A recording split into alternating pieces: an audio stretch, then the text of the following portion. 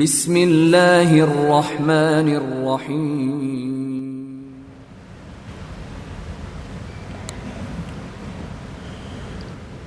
Innal hamdalillah nahmaduhu wa nasta'inuhu wa nastaghfiruh wa na'udzu billahi min shururi anfusina wa min sayyiati a'malina.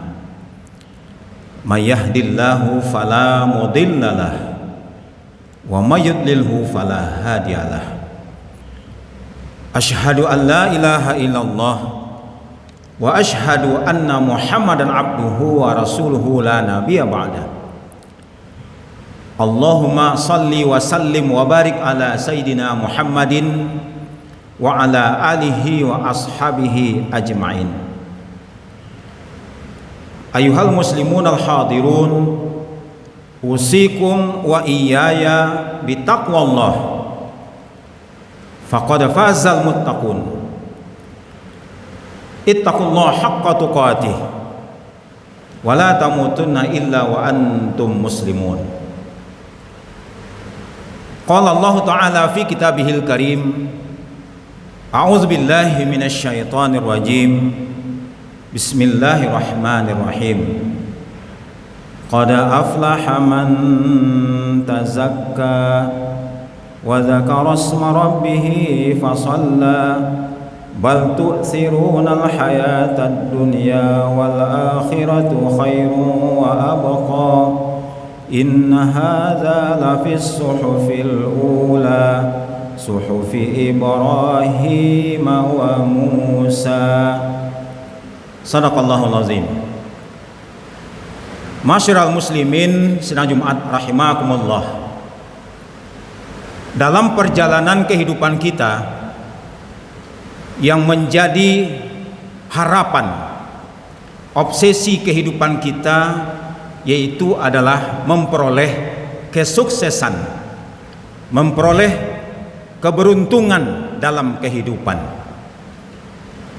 Dan keberuntungan yang seharusnya kita cari dan kita persiapkan dan kita harapkan adalah keberuntungan yang sejatinya, yaitu dari akhirat kelak. Karena dunia ini sifatnya temporer, sifatnya sementara.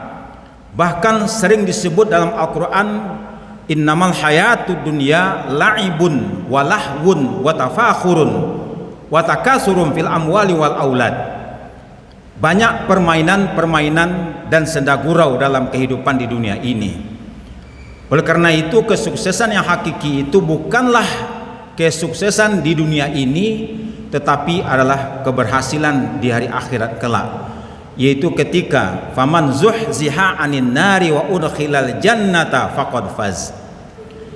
Orang yang dijauhkan dari azab dan dimasukkan oleh Allah ke dalam surga, itulah yang disebut dengan faz, yaitu adalah kesuksesan dan keberuntungan. Rasulullah Shallallahu Alaihi Wasallam dalam salah satu hadis yang diriwayatkan oleh Imam Ahmad dan Imam Al-Baihaqi, hadis ini dari Abi Dzar radhiyallahu an, anna Rasulullah sallallahu alaihi wasallam qala qad aflah, sungguh beruntunglah. Jadi di sini ada upaya-upaya untuk meraih keberuntungan ukhrawi tersebut yang kita lakukan dalam kehidupan kita. Yang pertama adalah man akhlasa qalbahu lil iman, yaitu orang yang imannya itu bersih daripada hal-hal yang merusak keimanan. Maka disebut oleh Rasulullah man akhlasa qalbahu lil iman, hatinya itu penuh dengan keimanan yang bersih, jauh daripada nilai-nilai kemusyrikan. Karena di dalam Al-Quran ada kezaliman yang terbesar yang dilakukan oleh manusia, yaitu ketika dia melakukan kemusyrikan. Inna syirka la zulmun azim. Ini yang pertama, man akhlasa qalbahu lil iman. Kemudian yang kedua, wa ja'ala qalbahu saliman, dia jadikan hatinya itu saliman. Saliman artinya adalah selamat, Di dalam Al-Quran dikatakan yauma la yanfa'u malun wala banun illa man atallaha biqalbin salim. Akan ada hari di mana harta dan anak itu tidak lagi memiliki arti, tidak berarti apa-apa. Semua harta yang kita kumpulkan, anak keluarga yang kita miliki, tidak akan dapat menolong kita pada hari itu. Yang bisa selamat adalah orang yang datang pada hari itu dengan qalbun salim. Yauma la yanfa'u malun wala banun illa man atallaha biqalbin salim. Hati yang selamat dari penyakit-penyakit hati.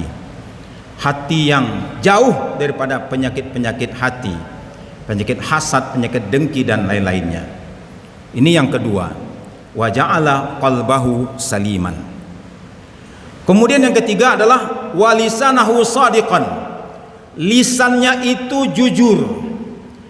Rasulullah SAW pernah menyatakan dalam salah satu hadis, mayat manuli ma baina lihyaihi wa ma baina rijlaihi atmanulahu al jannah.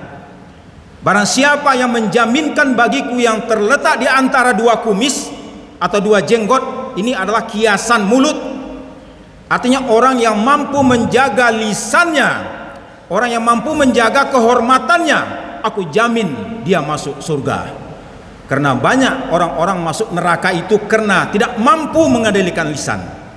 Lisan yang penuh dengan kebohongan, komitmen yang tidak pernah dilaksanakan, yang kita ucapkan dengan lisan kita tidak pernah kita laksanakan dalam kehidupan ini. Makanya banyak orang-orang masuk neraka itu karena lisannya tidak salim, tidak shadiq, tidak jujur dan tidak benar.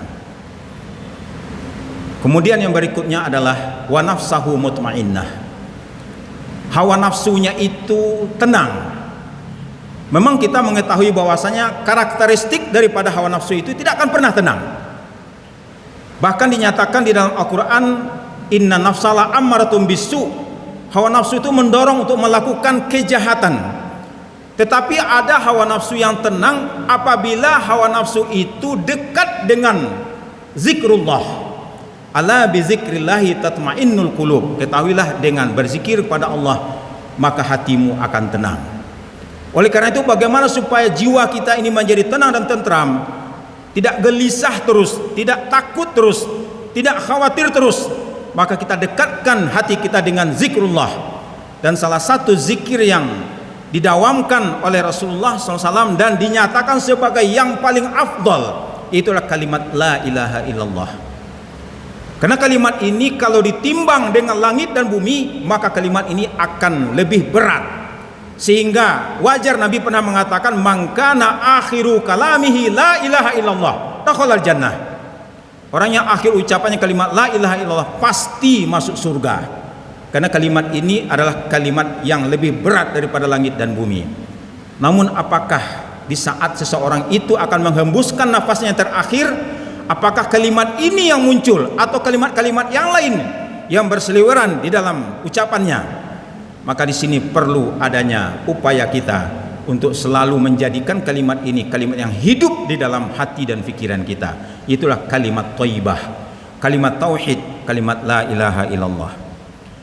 Dan kemudian berikutnya adalah upaya untuk memperoleh keberuntungan, keberhasilan. Wa khaliqatuhu mustaqimah. Itu orang istiqomah. Salah satu yang harus kita istiqomah adalah istiqomah dengan pernyataan keimanan kita. Karena dijamin oleh Allah Subhanahu wa taala, innalladzina qalu rabbunallah tsumastaqamu tatanazzalu alaihimul malaikatu alla takhafu wa la tahzanu wa absyiru bil jannati allati kuntum tu'adun. Istiqomah dengan pernyataan rabbunallah, Allah sebagai Tuhan kita. Allah lah yang kita harapkan dalam hidup ini keridhaannya. Dan Allah yang kita harapkan dalam hidup ini perlindungannya. Hanya kepada Allah kita meminta. Idza sta'anta fasta'in billah wa idza sa'alta fas'alillah. Kalau engkau mencari perlindungan, carilah perlindungan kepada Allah. Kalau engkau meminta, mintalah kepada Allah. Karena makhluk tidak akan dapat memenuhi apa yang diinginkan oleh makhluk yang lainnya. Hanya Allah yang akan bisa memenuhi apa yang menjadi harapan dan keinginan kita. Kemudian wa ja'ala uzunahu mustami'atan wa 'ainahu naziratan. Kemudian yaitu Allah menganugerahi kepada kita pendengaran, supaya kita gunakan untuk mendengarkan hal-hal yang baik, kalimat-kalimat Allah yang baik yang kita dengarkan.